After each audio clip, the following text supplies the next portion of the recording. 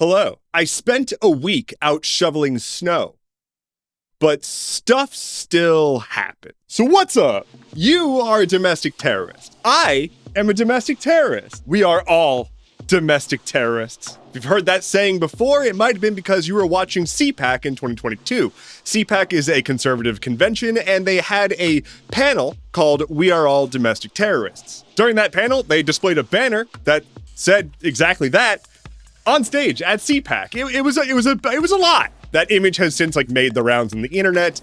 The projection is super fucking real. Essentially, during the Biden administration, Republicans spent the entire time talking about how they were being completely oppressed by the government and chased down by the evil communists, and they were transing the kids and blah, blah, blah, blah.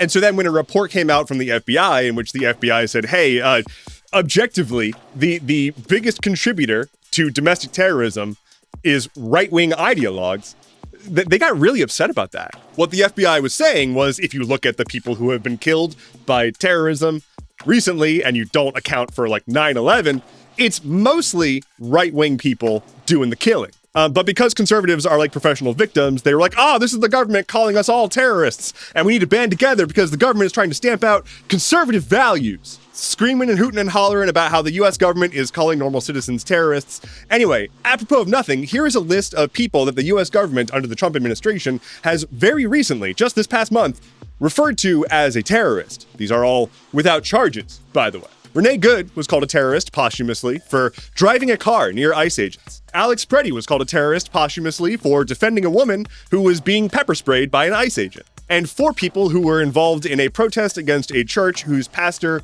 is involved with ICE. Those 4 are Nikina Levy-Armstrong, Chantal Louisa Allen, William Kelly, and Don Lemon.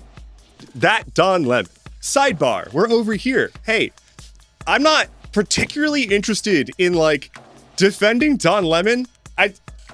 Why do I have to defend Don Lemon? I don't hate the guy. It's just Also, apropos of nothing, here is a list of things that the Trump administration has deemed as potential domestic terrorism. From an executive order, the Attorney General shall issue specific guidance that ensures domestic terrorism priorities include politically motivated terrorist acts such as doxing, rioting / looting, trespassing, assault, destruction of property, threats of violence, and civil disorder. And finally, here's a list of things that the Trump administration has listed as potential examples of, quote, violent and terroristic indicia. Call now today if you're experiencing anti-fascism, anti-capitalism, anti-Christianity, support for overthrowing the US government, extremism on migration, race, and gender, or hostility towards those who hold traditional American values on family, religion, and morality. Whatever in the fuck that means. So we have the US government, and specifically the Department of Justice and the Department of Homeland Security, labeling US citizens as domestic terrorists without charges or really anything,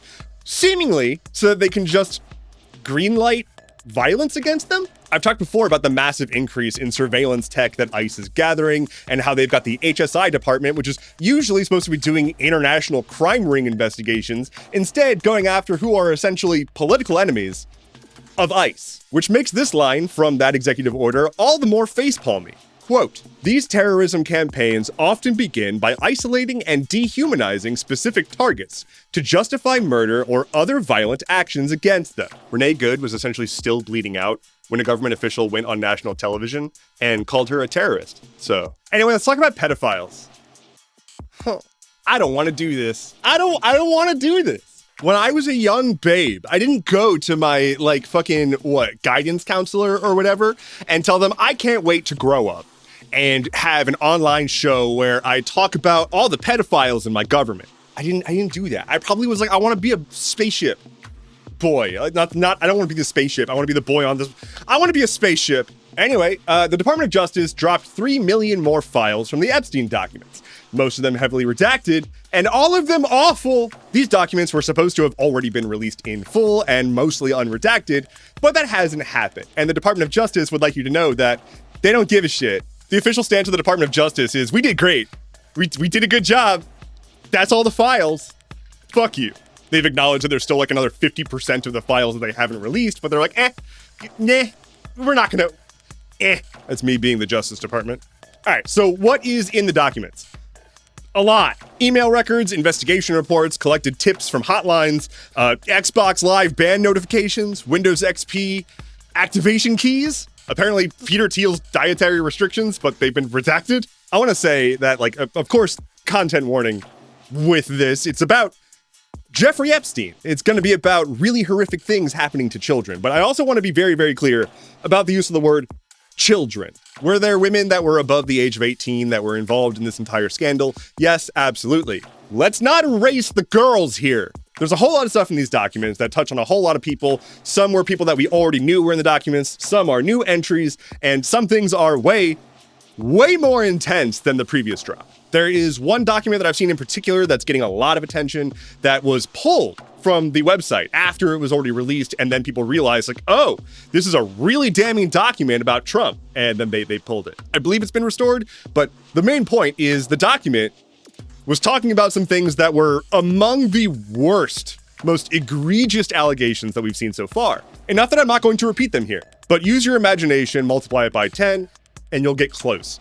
That document was a bunch of tips collected from people who called a tip line. So it's a really good example of like a thing that's in the documents, but it doesn't mean that that's real or happened or is validated or anything. It means someone called the FBI and said those words. Now, I want to say I believe those words. I have no reason not to believe those words. And also, that's not how justice works. Like, that's why I'm not a judge. But that's not how justice works. We know these people are awful and terrible and evil. Absolutely. And I'm not saying that we should just like give them a pass. Like, oh, this is all fake. But understand that right now there's 3 million documents with basically no context, just flooding the internet. A lot of people want to be the ones that found something interesting and shared it.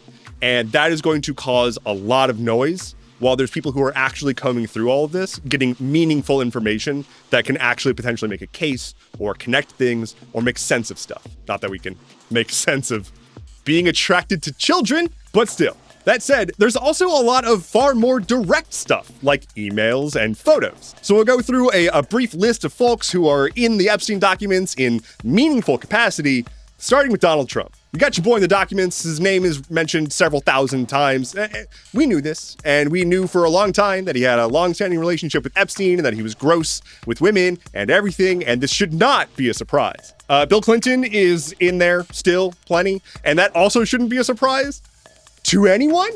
I also don't understand why anyone still thinks that, like, quote, the left gives a shit about Bill Clinton at all. Sticking with the Bills, we got Bill Gates, who has already denied any allegations. There's apparently allegations that he got an STD on the island, and there's also allegations of like affairs and all sorts of other shit. And he says that's nothing. Bill Gates maintains that his relationship with Jeffrey Epstein was one of trying to raise money from a rich guy, which is concerning to me because I feel like you don't need to go to a known child trafficker to ask for money if you're Bill Gates. But what do I know? I'm poor. Former Prince Andrew is also showing up again. He's not having a good day.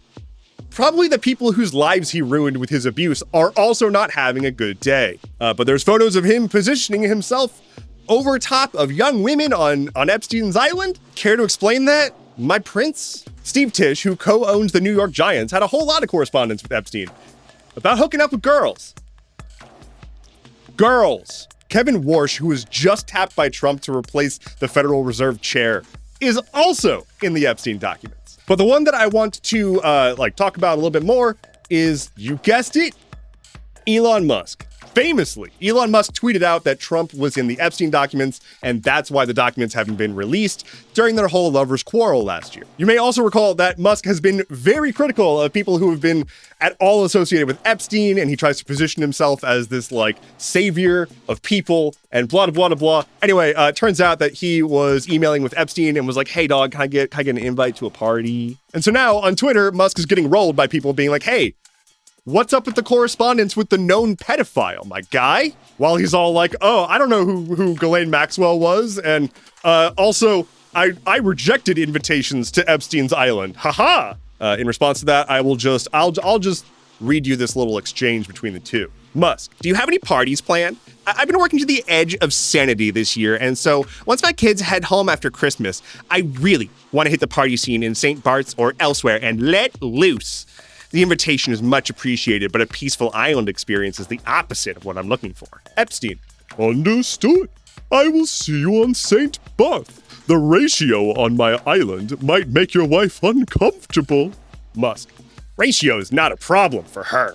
Gonna go ahead and let you stew a little bit on what ratio means here. Presumably means women, allegedly. Now, I want to say there's not confirmation that Musk went to Epstein's island. It does seem like he was too much of a loser to even get an invitation, but it also seems like he was actively trying to do that. But it's cool, because the guy who was like, oh, by the way, the Epstein files are real and Trump is in it, is now just saying they're a distraction.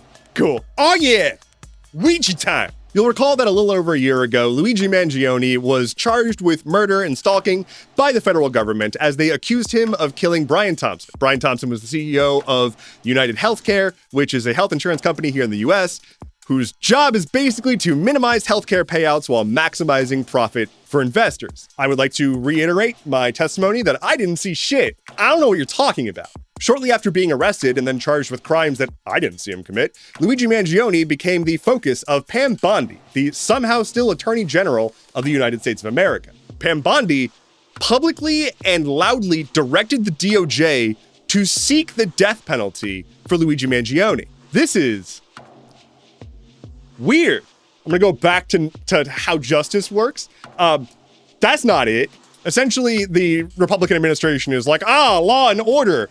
We got to be tough on people. Fire and brimstone. Let's bring death penalty to as many people as we can, including this guy. But I am here today to tell you that Luigi Mangione is no longer facing the death penalty because of the incompetent boobs in control of the nation. Yay, boobs. It's a bit of a technicality. Mangione is facing stalking charges, federal stalking charges, and they were trying to layer on weapons charges to bring up the potential punishment to the death penalty. This is where I am gonna just do my best to interpret law stuff. The judge in the case essentially said that while it makes sense that there would be weapons charges here and stalking and murder charges, it's incongruent with the stalking charges being non-violent, and therefore they can't really land the charges. The judge went on to essentially lament that this is a weird situation, but that the Supreme Court has made decisions that led to this. Here's an excerpt from an article about this on Gothamist. Quote, the judge said Supreme Court decisions over the past couple decades have changed how judges are supposed to assess these types of legal questions,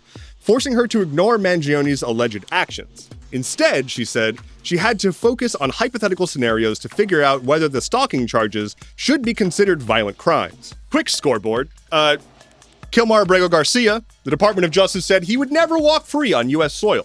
He has a TikTok account now and has been posting from U.S. soil. Luigi Mangione, Pam Bondi, was like, we're gonna death penalty this guy. Just got dropped. Epstein files. Pam Bondi was like, we're gonna release them. They don't exist. We're gonna release them. We redacted them and didn't release them all. Stop asking questions. Also, you're a terrorist. I'll end this segment by saying that Luigi's journey is far from over. He still has a whole lot of charges at the state level in New York, and that trial hasn't even started. And that also has a murder one with terrorism attached to it charge. So he's still got a lot to kind of overcome. But if anyone needs a witness, I'm your guy. I don't even have eyes. For the last maiden story for today, I want to give an update on Sonya Massey. As a recap of Massey's story, in July of 2024, she called police because she thought that she saw somebody prowling outside her house. When cops showed up, they murdered her. They went into her house asking for ID. She had a pot of boiling water on the stove. She went to go move that off the stove. The officer in question was like, "That's a deadly weapon, put that down."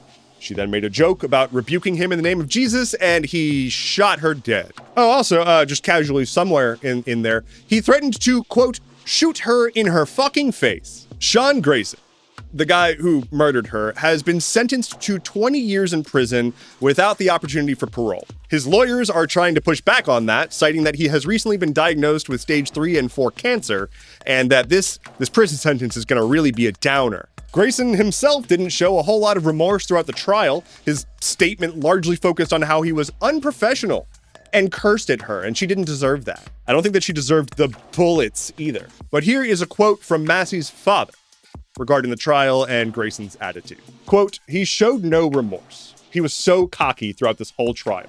Until the conviction. Yeah, That knocked the smirk off. Rest in peace, Sonya Massey. That this shouldn't have happened. This doesn't make it better. Nothing could.